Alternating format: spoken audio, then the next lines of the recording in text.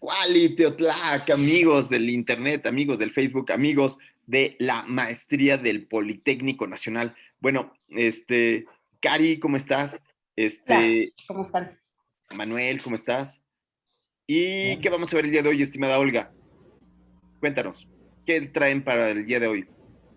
Vamos a hablar de placebo, nocebo. Vamos a hablar de fases del ensayo clínico y allocation concealment. Ok, políticas de aleatorización en español. Manuel Casas, tú que entraste primero, cuéntanos qué es un placebo. Perdón.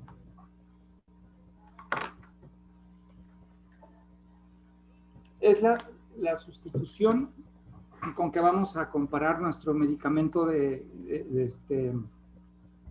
vamos a estudiar. Okay, Siempre entonces, que vamos a llevar a cabo un estudio y queremos utilizar un medicamento, una sustancia, tenemos que compararlo con lo que está ahorita de uso, o sea, lo que es el gold standard, pues, de alguna manera, para ver si hay alguna diferencia. vientos, Marquito Figueroa, como si fuera la primaria. Es un placebo. ¿Qué es un placebo? Ok, es una sustancia sin una actividad farmacológica comprobada que va a cumplir con todas las características de la intervención o el medicamento que voy a utilizar, que tenga el mismo color, incluso sabor, características físicas, o sea, que le llaman organolépticas, creo. Ajá, y que se emplea precisamente para comparar si existe un efecto dado por el medicamento que estoy probando o se debe nada más a otros factores no identificados. Ok, Patricio, dime un ejemplo de un placebo. Ejemplo de un placebo que se use mucho en medicina. Todos hemos dado placebos, ¿no? ¿Y la homeopatía? ¿Cuál? ¿La homeopatía? La homeopatía, sí, claro, se sienten los pacientes que están tomando algo y se sienten mejor. Cari, ¿tú tienes algún ejemplo de placebos? ¿Tú das algún placebo, Karina? Yo creo que con los hijos los ocupamos, ¿no? Las pastillas de menta chiquitas, se las dabas a los hijos y se curaban de todo. Los chipotes cuando te ponen, ¿cómo se llama? Árnica. ¿No? Complejo B, en trauma lo usan mucho. Complejo B, claro, sobre todo cuando llegan con la pH, ¿no? Las señoras que tienen algún problema de crisis conversivas, ¿no? También, las mamás que les dan vitamina D para que no se enfermen los niños, ¿no? Vitamina D, vitamina A, C y D, vitamina C, ¿no? Y todo el mundo sabe que no funciona, pero pues se las damos. ¿Por qué se las damos, Sergio?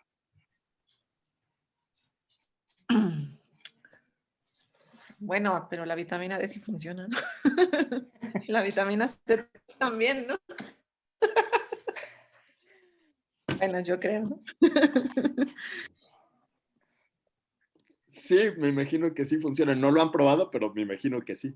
O sea, para eliminar escorbuto, sí, ¿no? O sea, cuando vas en un viaje. Bueno, para algo funciona, pero no es placebo. Sin probar ni siquiera una gota de limón, sí. Si no dieran hipervitaminosis, no entra en esa definición, me parece. Claro, sí, para eso sí, pero bueno, para la gripa, para cuidarte de la gripa, para que no te dé tanta gripa, no funciona, ¿no? Entonces, ¿las soluciones inyectables serían un placebo? Claro, Cari, ¿a poco no? Así uno como pediatra le dice, bueno, vamos a ponerle una solucioncita y el niño le pone la solución y ya está. Como por arte de magia. Como por arte de magia. Muy bien, pues entonces ese es un placebo. ¿Y qué es un nocebo? ¿Qué es un nocebo, Carlita? Hola, bueno, con lo que revisamos nosotras para la presentación, me gustó mucho que nos ayudaron a dar tres definiciones diferentes: placebo, nocebo y sustancia inactiva. Regreso un poquito porque placebo lo definen como un componente de la respuesta terapéutica que da beneficio al paciente, y nocebo es un componente que nos daría características indeseadas en la intervención terapéutica. Y aparte nos hablan de sustancia inactiva o sustancia inocua o sustancia inerte. Entonces, dependiendo del tipo de respuesta que obtengamos con la sustancia que estamos utilizando, una misma sustancia podría ser placebo o podría ser un nocebo. Okay, pero nocebo básicamente sería algo que nos da un efecto indeseado al utilizar. Carlita, te perdí. Oye, ¿estás viendo la pantalla? ¿Estamos viendo la presentación? Sí. Sí, ok.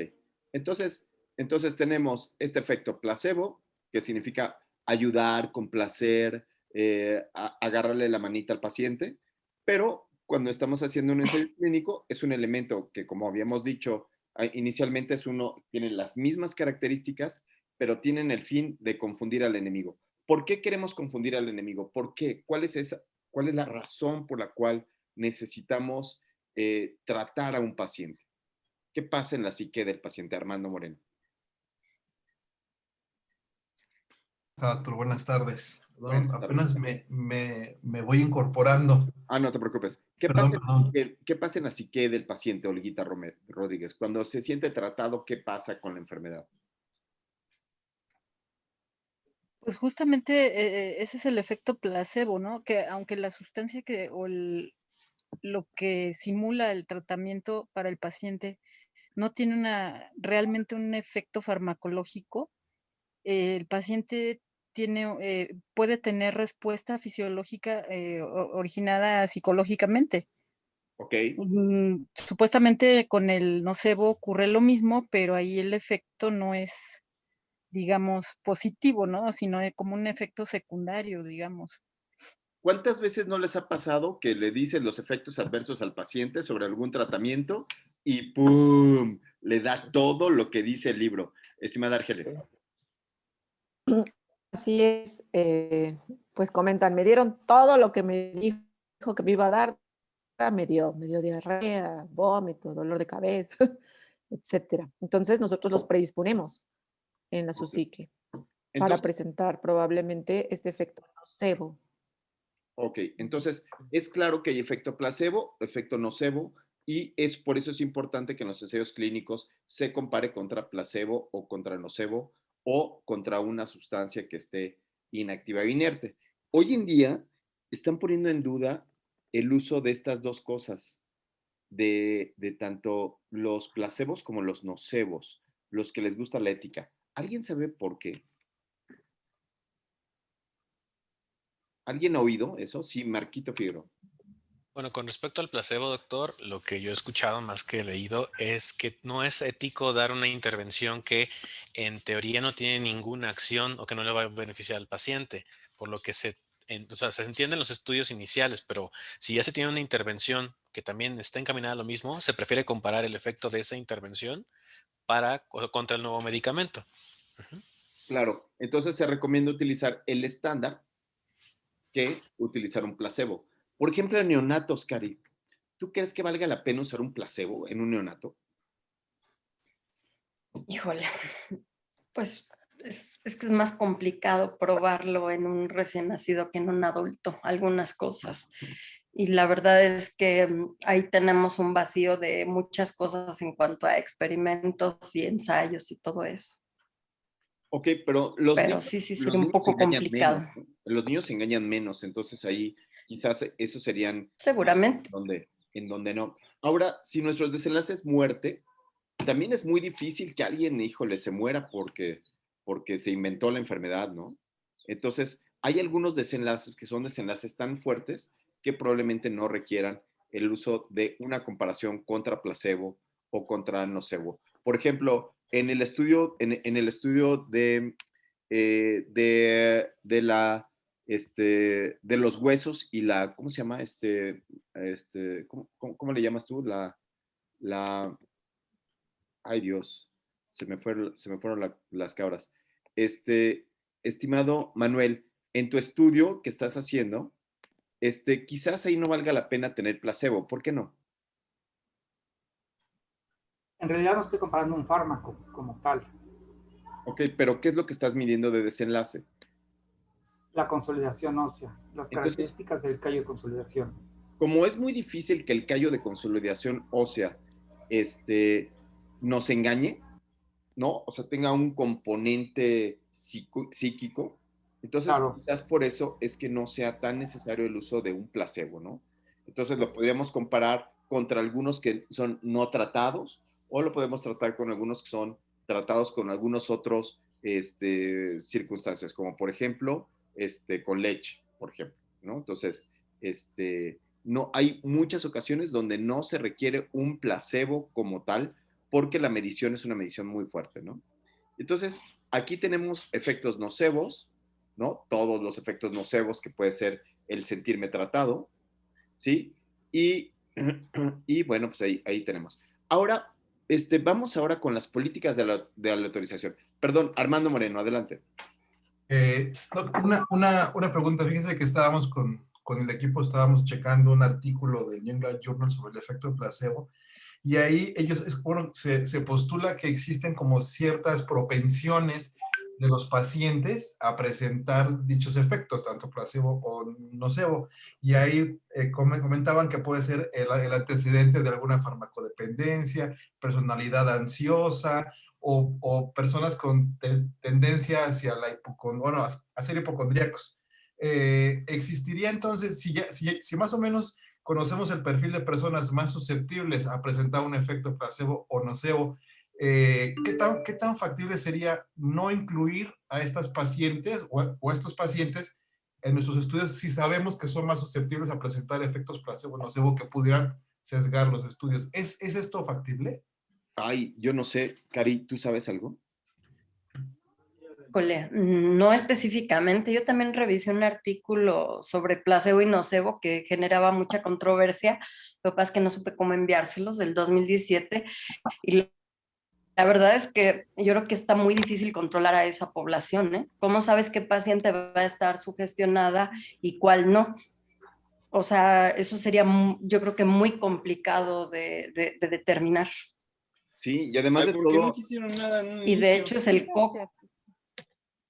Y además, imagínate, si de por sí los ensayos clínicos excluyen a muchos pacientes, excluirlo porque eres susceptible a tener efectos nocebos o placebos harían que el medicamento fuera menos útil, ¿no? Fuera menos integrativo, ¿no? Entonces, bueno, lo único que quiero que sepan con este efecto nocebo y placebo es que pongan en su mente cómo un paciente puede modificar la acción o puede modificar la calidad de vida o puede modificar algunas cuestiones a partir de si es medicado o no es medicado, ¿no? Tanto a favor como en contra.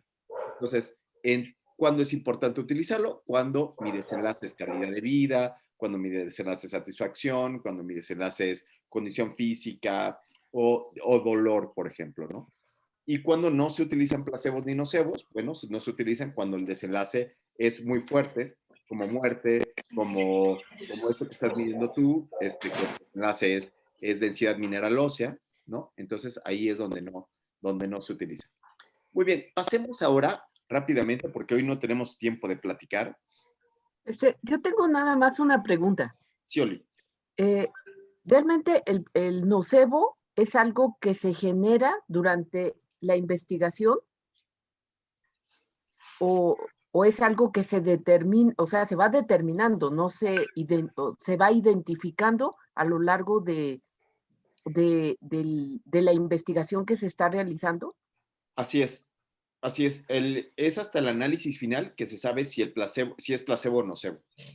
Es hasta el final, ¿no? O sea, al principio tú das el medicamento inerte, pero nunca vas a saber si tiene un efecto placebo o tiene un efecto nocebo. Simplemente dices que fue comparado contra este comparador. No sé tú qué leíste al respecto de Cari.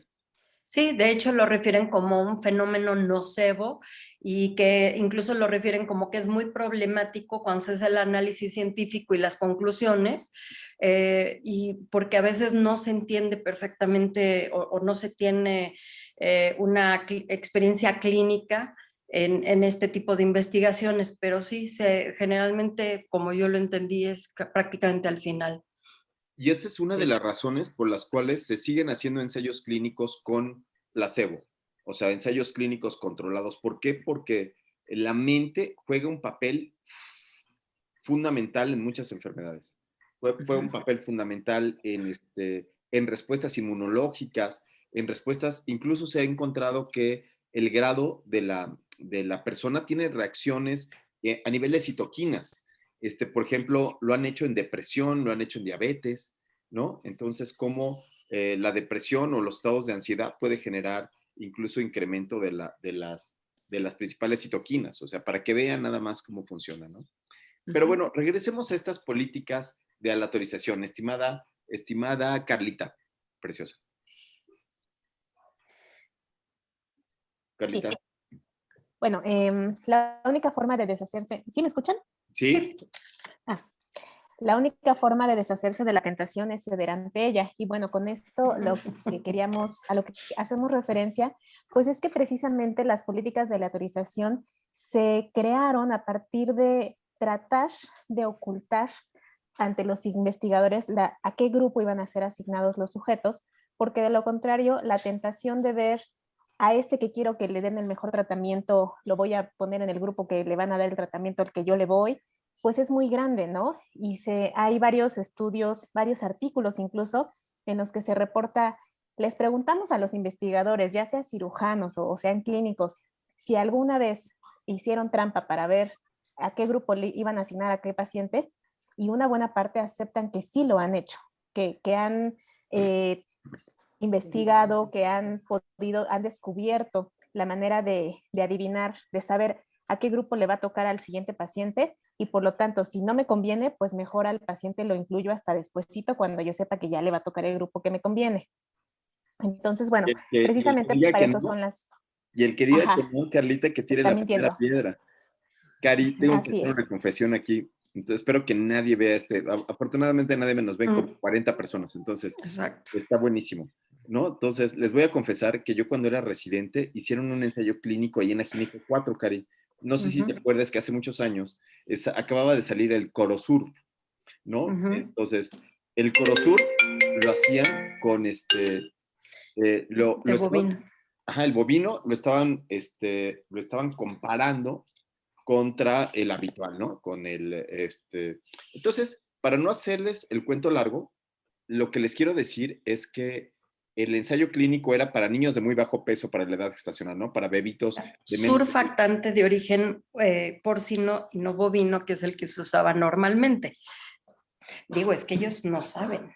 Ok, entonces, bueno, total que era un liquidito que le teníamos que poner a los bebés en los pulmones.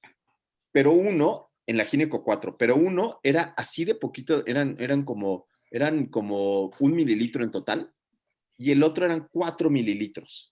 Cegado, cegado, se nos daban los sobres, todo estaba así perfectamente bien, y lo que hicieron los médicos de la Gineco 4 fue darnos la llave a nosotros, a los residentes. Error. Entonces, nada más los pesaban. El primer paciente llega, abrimos los sobres perfectamente bien, y sale el de 4 mililitros, Cari, y entonces lo empezábamos a ventilar, le echábamos, se le salía por todos lados, el bebé se hacía, había que ponerlo en 4 posiciones, el pobre bebé se ponía morado, nosotros nos poníamos morados, todos nos poníamos morados, es una cosa espantosa. Llega el segundo bebé y es de 1 mililitro, así chiquititito, se lo pusimos y ¡wow!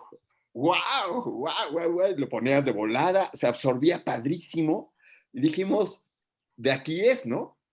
De aquí somos, pues era padrísimo. Entonces llega el siguiente niño de 600 gramos, ¿y qué crees que pasó, Cari? Le tocó el de 4 mililitros. Le tocó el de 4 mililitros, pero como los sobres no estaban tan opacos, entonces lo que ocupábamos era una cosa como la que tiene Manuel Casas allá atrás, lo prendíamos y entonces veíamos cuál era el grande y cuál era el chiquito, y decía, tráete el chiquito. ¿Qué creen que pasó?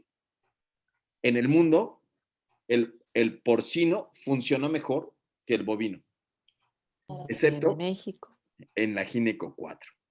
¿Por qué? Porque nosotros se lo pusimos a los niños que obviamente, ¿no? Creíamos que les iba a ayudar más, pero tenían muy mal pronóstico.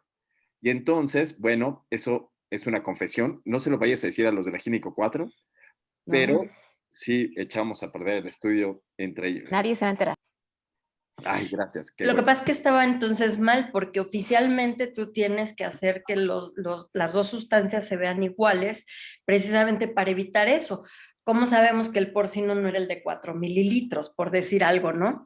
Sí. Pero realmente ahí desde ahí empezó mal la cosa. porque además tú ves que un niño de 600 gramos, pues no le van a caer 4 mililitros, o sea, de lo que sea, claro. y tú como médico te impide tomar una decisión objetiva porque sabes que no lo va a aguantar la vía aérea porque el sujeto no es el adecuado, ¿no? Entonces, por eso hay políticas de la autorización, y lo que se supondría es que la persona que va a dar el medicamento tendría que haber hecho los consentimientos de manera adecuada y tendría que haber hecho respetar que ese medicamento se le diera al que le correspondía.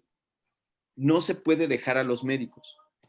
No se puede dejar porque nosotros somos seres humanos que podemos tomar una decisión, ¿sí? Y estamos frente al paciente. Sí, sí, Olivia. Sí, por eso hoy en día la asignación a la maniobra, como bien dice, no debe de hacerse por el investigador, sino debe de referirse, a veces hay centros donde se asigna la maniobra porque hay maniobras que no pueden ser cegadas ante el investigador. Por ejemplo, una maniobra médica contra una quirúrgica, pues es difícil, o la vía de abordaje, si es quirúrgico y es diferente la vía de abordaje, pues tampoco se puede hacer esa asignación tan cegada al asignar los grupos. Entonces, por eso se prefiere que esa asignación se haga por otro grupo de personas y que ya posteriormente entren al estudio. Eso hace tan difícil a los ensayos clínicos. O sea, los médicos no son los que van a tomar la decisión, sino es una compañía que se llama CRO, Contract Research Organization, perdón mi inglés, Contract Research Organization, o sea, una compañía que es contratada para lograrlo, que es ajena al estudio, que no va a entrar al estudio, que no va a recibir, que no va a ser mencionada en ningún lado. Y entonces, ¿cuáles son esas características, estimada Arge, de las políticas de la autorización?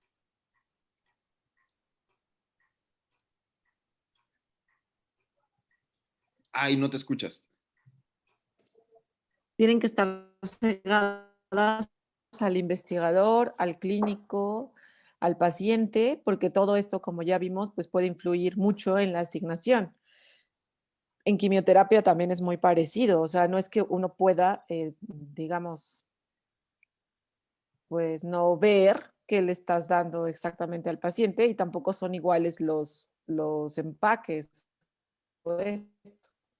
Entonces, hay varias como estrategias para tratar de lograr esta asignación aleatoria. Y bueno, una de ellas es generar esa secuencia, o bueno, dar para elegir como los grupos, o la aleatorización en bloques. Entonces, creo que más adelante, un poquito más, donde viene de los sobres cerrados. A ver. Bueno, esta asignación aleatoria, como viene en esta diapositiva, pues evita el conocimiento previo de la maniobra por algunos de los participantes. Y le puede dar un poquito adelante. Sí, claro. Un poquito más. Ya. Eso es lo que está ahí. Ajá, es como lo que justamente no debemos hacer. Es decir, que esté como a la vista de todos, un pizarrón, y que nosotros sepamos que el número consecutivo es el que sigue, que el sobre también, no sé, que se puedan visualizar los pacientes que siguen, ya sea, por ejemplo, 1, 2, 3, sabiendo que son los pares, no sé, tienen el placebo y los nones tienen el medicamento, porque, como usted bien decía, podemos decirle a un paciente, ¿sabes qué? Ven mañana para ver si te toca el medicamento, que pues uno, pues por calidad humana, a veces pudiera, como en el caso que nos contó, caer como en ese tipo de conductas, ¿no? Apertura de los sobres sin numerar, o, bueno, aquí dice llamar al centro de aleatorización y pedir asignaciones al mismo tiempo para varios pacientes. Entonces, vamos a ver en la siguiente diapositiva, es tratar de lograr la asignación aleatoria. Entonces, por ejemplo, en el Entonces, estudio que pueden yo ser, les... por Sí. En el estudio que yo les decía, pues había sobres opacos y sellados y numerados. Pero, híjole, hay que Pero tener, de hay 4 que tener en mililitros y cuenta, otro de 1 mililitro. sí, hay que tener en cuenta que también los seres humanos somos más difíciles de bloquear, ¿no? Entonces, pasaba lo otro y lo cambiabas, ¿no? Entonces, debe de haber alguien que esté haciendo la política de la autorización y hacer que se lleve a cabo, ¿no? Hacer que se logre llevar a cabo de manera correcta. Entonces, a estas políticas de asignación o estas políticas de la autorización deben de estar referidas en el protocolo y deben de estar referidas también en el estudio, ¿no? Deben de quedar claros en todos lados y por lo regular esto se pone en el clinical trials, ¿no? Sí, Pero Karina. además no es lo mismo. Cuando eres residente, lo que te interesa es entregar la guardia y al niño vivo. Cuando eres el investigador, te interesa que tu trabajo salga adelante. Ahí lo que debe haber, lo que procedía era que alguien ajeno a ustedes entregara el sobre y no, ahí está la llave y súrtanse, ¿no? Ese es el error más grave, ¿no? Dejar todo al azar, del azar, con los residentes. Sí, el error más grave es que el investigador tenía que ir a hacer la priva en la tarde y entonces les decía, Sí. bueno, ahí sí Ahí llega uno, atiéndanse. ahí diviértanse, ¿no? Entonces, bueno, pues ahí fue el error de esto, ¿no? Entonces aquí está una, y como esas tengo, híjole, hice tantos años de residencia que tengo una serie de cosas que contar. Bueno, criterios de asignación adecuada, venga, ¿qué es eso? Carlita. Bueno, aquí lo que nos están explicando es en cuanto a la política del uso de sobres opacos, sellados y numerados secuencialmente, es que lo ideal es que el sobre esté numerado, obviamente que nosotros vayamos eligiendo los sobres conforme a la numeración, no agarrar el 1 y ahorita el 10 y después el 20, sino 1, 2, 3, 4, como vaya llegando. En cuanto llega el paciente conmigo, anoto los datos del paciente en el sobre para saber que ese paciente queda asignado a ese grupo. Ellos nos dicen, idealmente que haya un papel carbón o un papel que se pueda transferir para que al tiempo que yo estoy escribiendo en el sobre los datos del paciente, se transfiera al formato que contiene el sobre y ya no haya manera de, si más tarde hay una auditoría, se asegura uno que ese sobre correspondía con esa asignación. Y también nos dicen que coloquemos papel aluminio dentro del sobre para evitar que a trasluz podamos ver si adentro dice, este va para tratamiento A o para tratamiento B o para tratamiento C. Por ejemplo. Entonces, en cuanto a la política de los sobres opacos y sellados, numerados secuencialmente, la siguiente política se refiere a la formación, a la creación de bloques. Este es un ejemplo muy sencillo en donde podemos formar grupos de cuatro sobres. 2 sobres van a tener el tratamiento A, 2 sobres van a tener el tratamiento B. Nos sugieren que hagamos como una baraja con ellos y este va a ser el primer grupo. Siguiente grupo de 4, 2 sobres del A, 2 sobres del B. Podemos hacer una combinación otra vez, los revolvemos y los ponemos en un grupo por separado. Porque de lo contrario, si ya sabemos que los primeros 2 son tratamiento A y los otros 2 son tratamiento B, pues vamos a saber perfectamente a qué grupo queremos incluir a nuestro paciente. Y entonces, si podemos darle a la otra diapositiva. Aquí, por ejemplo, podemos tener 6 combinaciones posibles, cuando hablamos de bloques de 4. Podemos tener que quede como AABB, ABAB, BBAA, BABA, ABBA o BAAB. Entonces, si nosotros con cada grupo de 4 hacemos la baraja y los vamos poniendo por separado, pues está mucho más difícil que podamos predecir cuál es el grupo al que va a entrar nuestro paciente. Entre más grande es el bloque, menor posibilidad de predicción. Podemos hacer bloques no de 4 sobres, sino de 6 sobres, de 8 sobres, en fin, ¿no? Pero bueno, obviamente, pues esto también depende de que nuestro sobre no sea translúcido, como el ejemplo que veíamos anteriormente. A continuación, aquí tiene un poco que ver con el ejemplo que ponían. Espera un segundo. Aquí quiero platicarles que también la autorización por bloques, lo que ayuda, puedo hacer la autorización por bloques también por bloques y por centros. Entonces, el hecho que yo sepa qué bloque queda, digamos que tengo 4 centros, ¿no? 4 centros de estudio, porque es un estudio multicéntrico. Digamos México, Estados Unidos, Canadá y Brasil. Entonces, si resulta que los mexicanos son guachicoleros, ¿no? si yo lo hago por bloques, en donde los bloques son homogéneos y son equivalentes, yo puedo quitar un bloque completo y analizar los otros 3 donde sí se hizo bien. Entonces, si yo encuentro que hay serios problemas, yo puedo retirar el bloque completo y la aleatorización me vuelve a quedar homogénea, equilibrada 1 a 1. Entonces, esa es una razón por la cual también se hace esta aleatorización por bloques centralizada y para cada uno de los centros o para cada uno de los países. Entonces, vean ustedes cómo hay un montón de posibilidades cuando se están haciendo estudios multicéntricos. ¿Sí? Ahora sí la que sigue. Sí, Arge, venga. Ahora. Perdón, Carla. Perdón, Carla. Sí, adelante. Bueno, sí, ok, sigo. Ajá. Esto tiene un poco que ver con el ejemplo que nos daban hace ratito de la Gineco 4, en el que se habla de que todo debe estar etiquetado de igual forma, pesar lo mismo, ser similar en apariencia. Por supuesto, una vez que hayamos asignado a un tratamiento a un paciente, ese tratamiento debe estar etiquetado con los datos del paciente.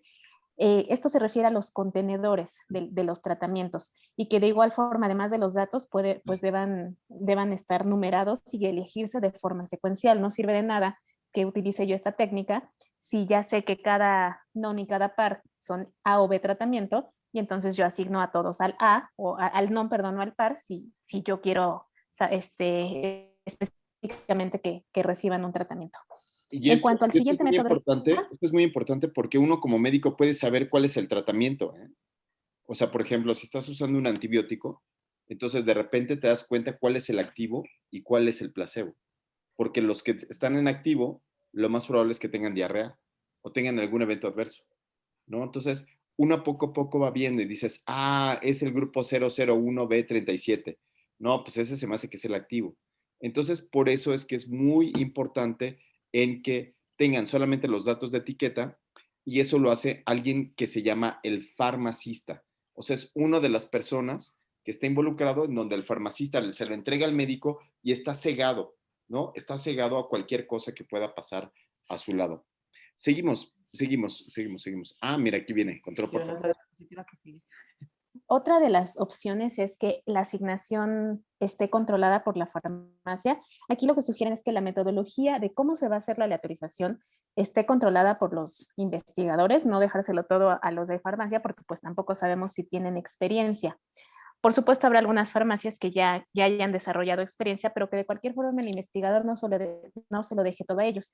Y algo que nos comentaban es que hay que asegurarse que todos los tratamientos están disponibles. Si de repente la farmacia tiene más tratamiento A que B, se le acaba el B, todo lo que le va a llegar, automáticamente lo va a asignar al tratamiento A. Entonces, no debe dejarse el control completamente en manos del personal de farmacia, debe uno de asegurarse que están disponibles los dos tratamientos y de que se esté llevando a cabo el método de asignación en la manera en la que se haya establecido en la metodología por los investigadores. Actualmente, cuando hablamos de farmacia, hablamos de un grupo de profesionales que le llaman farmacistas, que puede ser incluso farmacéutica. No, o sea, no nada más un farmacéutico, puede ser un médico, pero es el encargado de conocer y de hacer la evaluación de riesgos, que sepa más o menos, pero que esté comprometido a dar el medicamento que tiene que dar el sujeto, no sé, y viene firmado y todo lo demás, ¿no? Y entonces... Lo que pasa es que en Estados Unidos sí existe la figura, porque se prepara la sal, se ponen frasquitos y se acabó. Aquí en México, cuando uno pide los medicamentos, ya sabe de qué laboratorio viene y depende de la licitación del IMSS o de salubridad o lo que sea, es más complicado si no se hace fuera del lugar donde se está haciendo la investigación. Entonces, yo creo que por eso lo ponen así como farmacéutico. Sí, pero es un profesionista como tal. Sí, claro. Eso, y porque en otros países hay gente, como dice el doctor, que estudia farmacia. O sea, que son los que dan los medicamentos totalmente y, o sea, como que los que recetan. Así es. Y por ejemplo, cuando se trata de vacunas o cuando se trata de medicamentos que hay que prepararlos, no dejas que la preparación sea hecha por digamos, que algún otro elemento que no sea un farmacista, ¿no? Entonces, ese es como todo una especialidad para este tipo de cuestiones, ¿sale?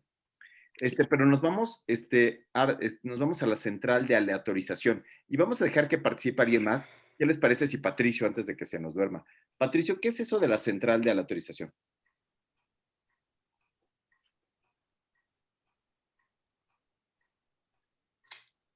Sobre todo al hacer y pasa a veces en el análisis retro de qué fue lo que pasó, es la central que se encarga de que lo que esté sucediendo esté bien controlado, ¿no?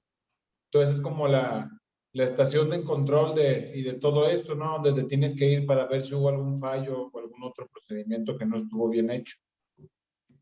Así es decir, que no dependa del médico, que no dependa de nadie de los que están ahí cercanos, el dar un medicamento o darle otro medicamento, ¿no?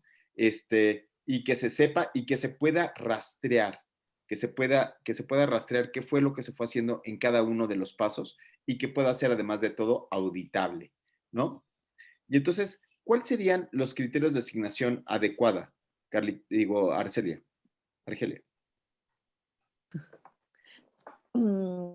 Se debe, como dicen, cuando es asistida por computadora, la asignación se da hasta que se haya confirmado que el sujeto está en el estudio, así como en la central de la autorización, que dice, o sea, tienes que ver que el sujeto esté en el estudio antes de darle un folio, un número, un tratamiento. Entonces es un poco eso. Y finalmente del reporte. Esto es, quizás, Olivia, quizás esto es lo más importante de lo que nos han dejado las políticas de la autorización de buenas prácticas clínicas en los últimos años. ¿Qué significa esto del reporte? Bueno, el que al final se pueda expresar en el estudio qué tan buen control o mal control, que es, pues generalmente los investigadores no lo reportan, qué tan buen control se tuvo sobre la asignación que se le dio a los pacientes, cuál fue el mecanismo que se utilizó, si se consideró correcto o no correcto, que pues eso habla de la honestidad de los investigadores y de la validez que pueda tener el estudio. ¿En dónde se reportan, Sergio Rosales? ¿En dónde se reportan estas políticas de la autorización? Uno los tiene que reportar en el expediente y en la carpeta que se lleva del control del protocolo en el hospital. Ahí debe estar reportado. ¿En dónde más se reportan, Marquito? Marco Figueroa. Oh, perdón. ¿Se refieren a la información, o sea, en la literatura? Sí. ¿En la precisión de métodos? Exacto. Se tiene que reportar en el artículo de manera completa, o sea, se tiene que decir cada uno de los pasos de las políticas de la autorización. Y entonces, esto lo hace que sea susceptible a que venga, por ejemplo, la COFEPRIS o venga CDC, y entonces vea el artículo y vaya al centro, o sea, los documentos de las carpetas que está diciendo Sergio, se tienen que quedar durante 5 años resguardadas. Ahora ya se dice que hasta 7 años se tienen que quedar resguardados. Y estas carpetas, donde vienen todos los datos de los pacientes, pueden ser auditables y tienen que ser exactamente iguales a lo que dice el paper. En dado caso que no se haga eso, lo que sucede es que se hace una retracción del artículo, ¿no? Entonces, recuerden ustedes cuántos artículos recientemente han hecho estas retracciones. De hecho, hay un lugar que se llama, no sé si lo conocen, que se llama Retraction Watch. Se los pongo aquí en la pantalla. Retraction Watch, que es una revista que se dedica únicamente a escribir y publicar todos los artículos que han sido retractados y por qué. Y entonces aquí pueden ver cómo, por ejemplo, hay artículos déjeme ver uno de New England, ¿no? De Clinical Imaging,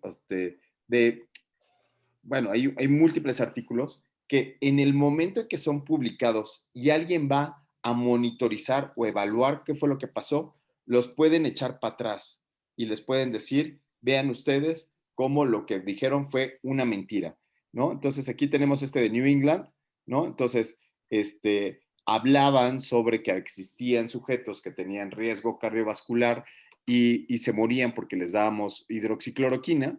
Fue un artículo muy sonado, ¿no? Y entonces, ¿qué creen que pasó con la hidroxicloroquina, Armando? ¿No? O sea, cuando salió publicado. Bueno, pues cuando salió publicado, la gente dijo, ¡ay, la hidroxicloroquina mata! Y cuando van a ver el artículo, ¿no? Cuando van a ver el artículo no cumplía con todos estos requisitos, no se hizo de manera formal, no tenían los documentos y tuvieron que retractarse en relación a este medicamento, ¿no? Y entonces así es como se ve en la página y dice, este artículo fue retractado. Entonces, las distintas comisiones o las distintas instituciones tienen este deber de evaluar qué es lo que está pasando con estos datos que dice Sergio, se tienen que tener en el lugar en el sitio de investigación. Es decir, ustedes como maestros deben de hacer su investigación y tener sus archivos guardados con cada uno de los RFs. Tiene que estar impreso. No hay manera de que no lo tengan impreso. No se puede, ay, yo nada más lo puse en mi computadora, ¿sí? No hay manera. Si les cae la COFEPRIS, si les cae algo así, les pueden quitar hasta su cédula profesional. Cari, ¿tú tienes experiencia en esto? Estaba viendo que asentías. Sí, sí, Cari. No, bueno, es que alguna vez nos dieron un curso los laboratorios sobre estas carpetas en las que uno tiene que llevar este registro.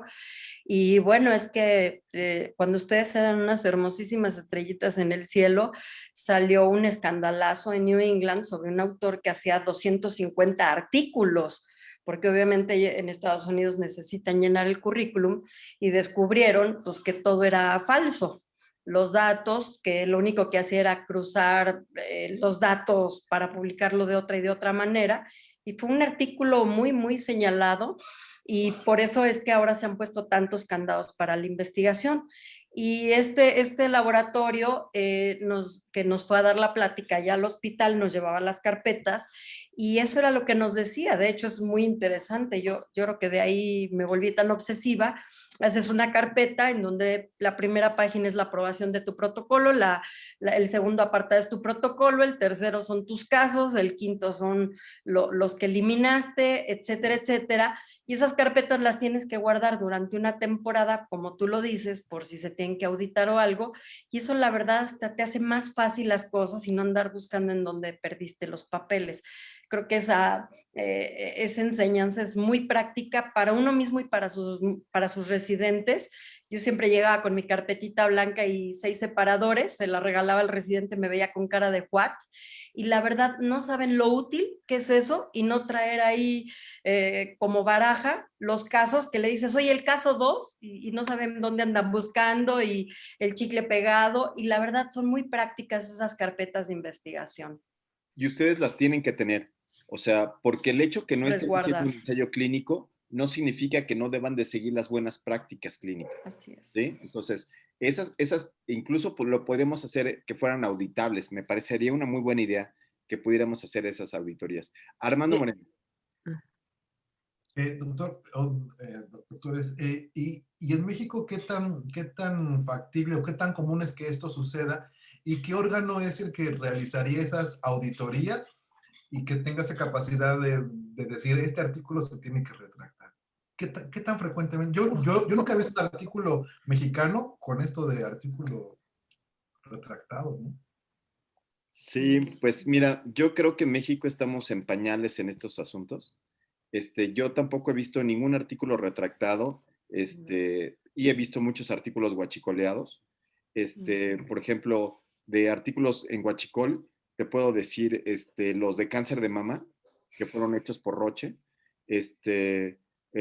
pero no retractaron el artículo, sino sacaron todo el bloque de las mujeres mexicanas, cuando fue la publicación. Esa es la que yo te puedo decir. Y de los, por ejemplo, de la faboterapia, que son cuando te pica un alacrán, fueron publicados en el Lancet y vino la CDC de los Estados Unidos a ver el lugar donde estaban haciendo la faboterapia y no se cumplían con los requisitos y fue retractado el artículo. Pero no fue retractado, o sea, hay muchos artículos que son retractados de América Latina porque no cumplen los requisitos, pero revistas mexicanas no.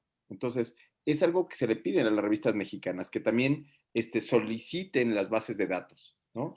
Muchas de las ocasiones no, los médicos dicen, yo no te doy mi base de datos porque te la puedes robar, ¿no? Porque me puedes quitar mis datos y son muy importantes. Y entonces, tú lo que tendrías que saber es que cualquier persona que te pida tus datos, cualquier persona que te pida la carpeta debe de tener esa capacidad de poder checarla, ¿no? De tener esta carpeta al día, ¿sí? Entonces, yo Oye, creo que, me van a odiar, pero la habían de pedir para la maestría, ¿eh? Que cada la verdad, alumno entregara su carpeta. Ódienme, ódienme. yo creo que sí, yo creo que es un gran punto, ¿eh? Porque si Es, conocemos qué es esto de las buenas prácticas clínicas y nosotros no la llevamos a cabo, es un oxímoron, ¿no? exacto. ¿Sí? Y ustedes a sus residentes con los que hacen tesis. Y fíjense que es más fácil que ustedes lleguen y digan, a ver, necesito que me enseñes el expediente del paciente número 3 y que me enseñes cómo está la hoja de captura de datos impresa y después quiero ver cómo está el CRF, ¿ok? ¿No? Entonces, esta parte de la calidad de la información es yo creo que muy importante. Oli. Yo tengo una pregunta. Esas carpetas que se mencionan, pues hoy en día, como todo es digitalizado, ¿es válido demostrarlas por medio digital o tiene que ser en la actualidad en físico? En físico. No hay manera, no hay ninguna legislación en ninguna parte del mundo, según las buenas prácticas clínicas, que te permita solamente tenerlo en electrónico. En electrónico puedes tener tu base de datos, ¿no? Y puedes tener CRF electrónico incluso, pero tu hoja fuente la tienes, o sea, tu nota fuente, esa la tienes que tener en tu expediente. No hay manera, ¿no? Y esa nota la debes de tener en tu carpeta. Y tienes que tener el vínculo para que puedas tener el expediente para que se sepa en dónde está, para que alguien lo vaya a buscar. Entonces, a ver, déjenme ver si puedo enseñarles. Sí, creo que sí puedo enseñarles. Lo que les voy a enseñar es, voy a dejar de grabar. Bueno, entonces aquí se acaba la clase, amigos, ¿eh? Nos vemos. Adiós. Adiós, adiós, adiós, adiós.